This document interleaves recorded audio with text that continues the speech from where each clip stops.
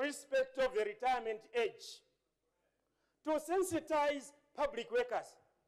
Because again, I was the chairperson of the delegated legislation, which received submissions on this particular law.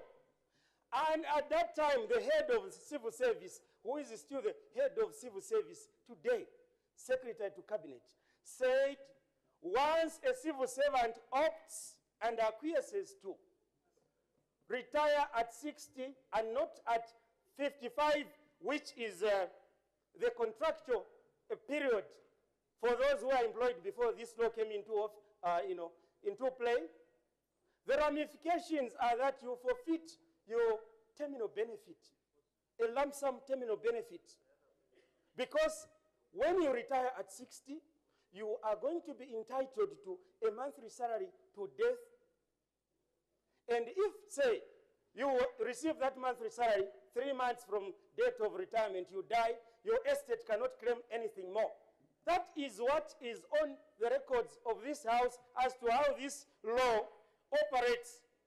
Yet on the ground, when you go, Madam Chairperson, you find that civil servants, especially teachers and nurses, the heads of department, when the time for them to retire comes, they just give them forms to fill in to say the new government law requires you to retire at 60 without telling them that that is optional and to explain the ramifications.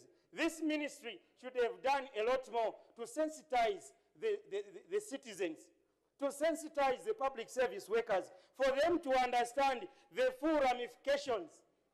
And as you were answering it, as the minister was answering yesterday a question in respect of retirement age, I got even more worried and concerned when she was referring 60 years to be an optional retirement age and 65 retirement. Yet optional is 55, 60 is mandatory, and 65 is for certain specialized sectors such as judges. All this information is lacking amongst the would-be beneficiaries or victims of this law, and would have loved that this ministry is funded adequately to ensure that it carries out its programs in a manner that delivers the services it's supposed to deliver to the intended targets.